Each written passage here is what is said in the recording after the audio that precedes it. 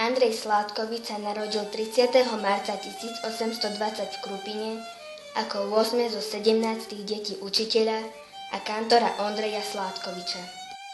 Na kňazský stav bol vysvetený 9. júna 1847 Jánom Severínim v Banskej Štiavnici. Hrochoť teda znamenala pre 27-ročného Andreja Sládkoviča začiatok kňazského účinkovania i manželského stavu. Počas pôsobenia v Hrochoti sa im narodilo 5 detí. Olga, Cyril, Elena, Miloš, Ladislav.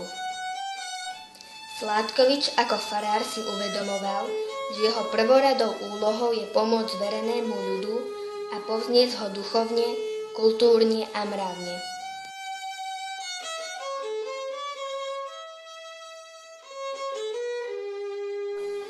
Bol nielen výrečným kňazateľom, ale usiloval sa zvestované pravdy slova Božieho potvrdzovať príkladným životom a vernou službou zverenému ľudu.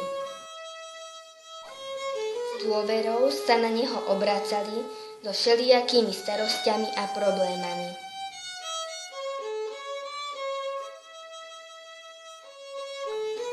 Aj keď Andrej Sládkovič počas pobytu v Hrochoti toho veľa nenapísal, práve v tom čase vychádzali v časopisoch jeho básne. Najpozoruhodnejšia z nich, Detvan, vyšla v Almanachu Nitra roku 1853. Ako 36-ročný Andrej Sládkovič spolu s manželkou a deťmi odchádza z Hrochote, aby na 16 rokov účinkoval ako evanjelický kňaz v nedalekej Radvani, kde 20. apríla 1872 aj zomrel.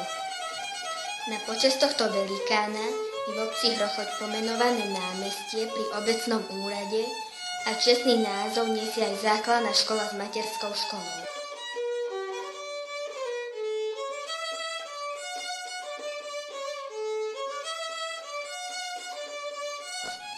Pamätná izba Andreja Braxatorisa Sládkoviča, v súčasnosti umiestnená v kultúrnom dome, zachytáva stručnosti jeho život a dielo.